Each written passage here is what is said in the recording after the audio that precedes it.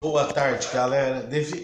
Melhor da gripe, eu vou gravar um vídeo que hoje, embora eu normalmente eu gravo só 2 vídeos e eu lancei um à noite, mas como um especial porque não poderia ter deixado de falar esse assunto sobre a defesa do trabalho infantil do senhor Eduardo Bolsonaro sobre as referências dos atores e cantores que começaram a trabalhar desde criança. Mas vamos ao tema do vídeo. Revolução Bolchevique. Quais as causas? O que levou Vladimir Lenin ao êxito na Revolução de 1917? Lembrando que esse momento da história da humanidade estava vivendo a Primeira Grande Guerra Mundial. Existia alguns anseios da população russa, entre eles a retirada da Primeira Grande Guerra. Lembrando que em 1905 já tinha passado por uma revolução, só que uma revolução dos mencheviques. E os mencheviques, que quer dizer a minoria, também tinha tendências socialistas, mas diferenciadas da tendência. Eram dois grupos nesse momento, os mencheviques e os bolcheviques, que no caso os bolcheviques era a maioria. E quais eram as reivindicações do proletariado para convencer o mesmo? O que Lenin fez para convencer o proletariado a seguir rumo à sua revolução? Primeiro, a primeira grande reivindicação do proletariado, retirar a Rússia da Primeira Grande Guerra e, posteriormente, fazer a reforma agrária e a reforma urbana da Rússia. E assim foi feito e obteve-se o êxito. E tanto é que uma das figuras mais proeminentes nesse processo foi Joseph Stalin, que era um general do exército de Lenin, que mandou invadir a casa da família Romanovsky, matou toda a família imperial, tacou fogo nos restos mortais e daí a Revolução Russa começa a dar êxito. Só que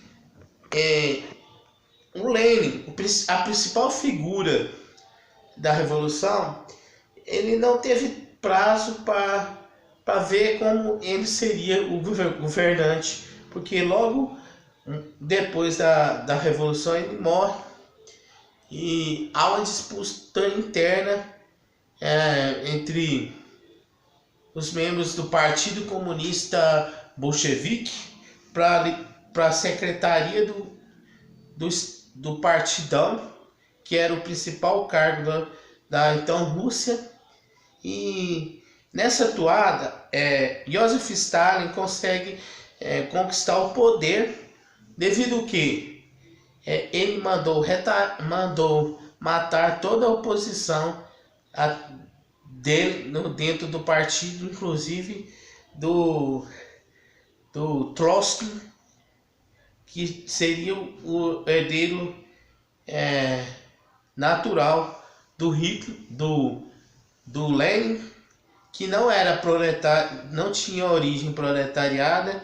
Ele era filho de aristocrata, mas militava nessa questão da esquerda e era profundo conhecedor do marxismo, inclusive fazendo comentários sobre o marxismo e o grande responsável pela interpretação do marxismo-leninista, no caso Lenin. E posteriormente o próprio Stalin ele consegue desenvolver sua própria versão de marxismo. Mas o Stalin ele manda matar toda a oposição, inclusive Trotsky no exílio no México, a golpe de Machado, e se torna o secretário-geral do Partido Comunista Russo, e coloca em expansão a política expansionista da Rússia. E ele foi o responsável pela criação da União das Repúblicas Socialistas Soviéticas. E, ao contrário dos megalomaníacos adeptos da teoria da Ursal, a União Soviética ela não começou de forma pacífica. Como foi? Stalin ascende ao poder máximo na Rússia e coloca um projeto de mudança políticas e econômicas, novas políticas econômicas que daria espaço a alguns setores do capitalismo dentro da União das Repúblicas Socialistas da Rússia. E aí começa a expandir, lembrando que ocorre também uma expansão militar, né, no tocante ao desenvolvimento militar. Aí ele vai anexando as repúblicas em torno da Rússia, aí forma a União das Repúblicas Socialistas Soviéticas, mas não formou de forma pacífica. Ele invadiu lá e matou geral e anexou esses países ao território russo, que foi transformado na União das Repúblicas Socialistas União das Repúblicas Socialistas Soviéticas, URSS, União Soviética. E não foi de forma pacífica. E o bolchevismo ele consegue, como eu estava dizendo, adeptos, porque a Rússia era um país agrário, a maioria das pessoas estavam passando fome, as pessoas reivindicavam a reforma agrária, a reforma urbana, a retirada da Rússia da Primeira Grande Guerra, e o Lenin ele consegue atender essas demandas e passa a conquistar o poder por isso, mas não tem, como eu havia dito, não teve tempo de consolidar como grande governante, porque pouco tempo depois ele morreu. Assume Joseph Stalin com a manobra que ele fez, né, para assumir o poder total da União das Repúblicas Socialistas Soviéticas, da Rússia no caso, e posteriormente da União das Repúblicas Socialistas Soviéticas, anexando territórios à Rússia e formando a URSS. E nessa atuada, galera, podemos dizer que os bolcheviques aproveitaram demandas que eram reivindicadas pela população campesina da Rússia. E por isso eles conseguem êxito no processo revolucionário. E o marxismo colocado em prática nesses países nada tem a ver, ou quase nada tem a ver, com a teoria de Karl Marx. Por quê? Karl Marx ele defende o marxismo para sociedades com alto desenvolvimento do capitalismo. Ele não defende não defendia o marxismo para sociedades de base agrária, como foi na Rússia, na China, de Mao Tse-tung, na Coreia do Norte, no Vietnã e muitos outros países que adotaram o socialismo real, a priori, né, nesse período. E é uma das explicações que deram errado esse sistema, justamente por isso. Queimou etapas. Não foi aplicado em um país de economia totalmente capitalista.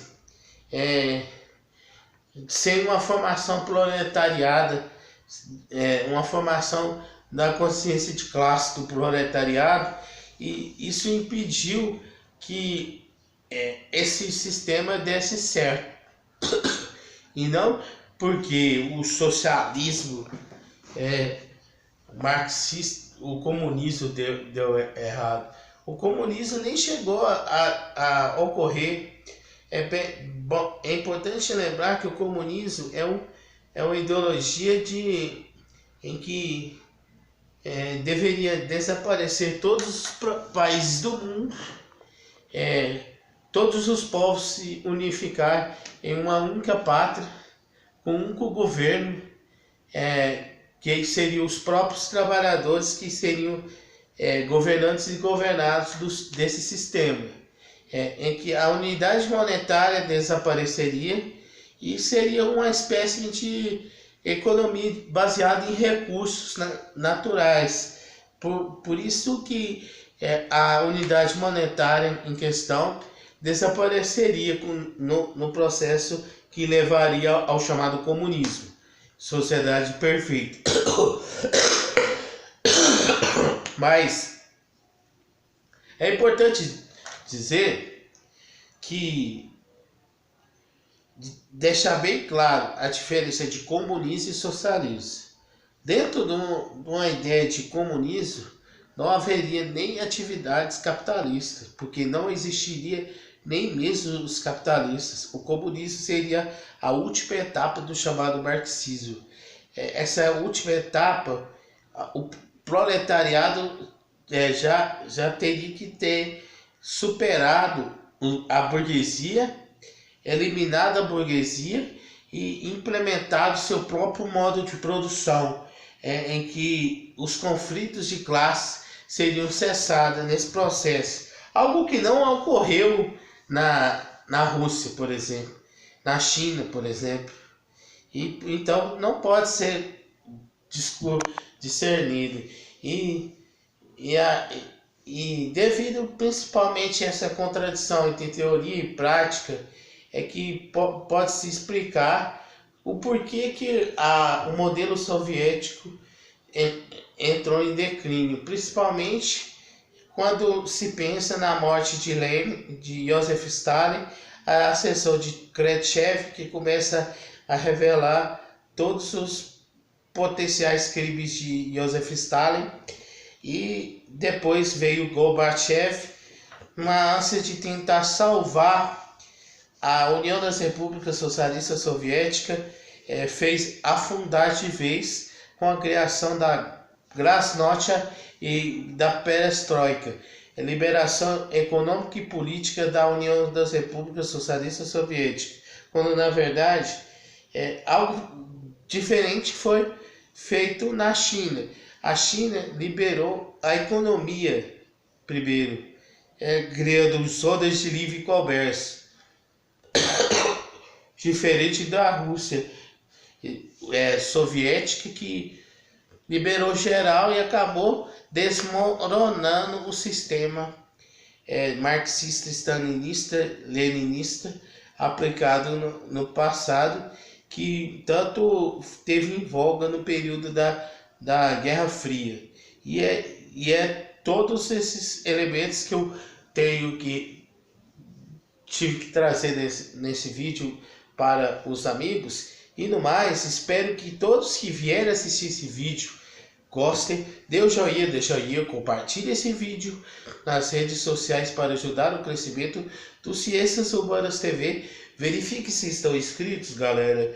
E para aqueles que estão chegando pela primeira vez, eu peço que deixe seu joinha ou dê joinha, inscreva-se no canal, acionar os sininhos das notificações e para quem puder fazer doação para o crescimento do canal, eu vou deixar na descrição desse vídeo um número de uma conta bancária para quem assim desejar fazer contribuição para o desenvolvimento do canal.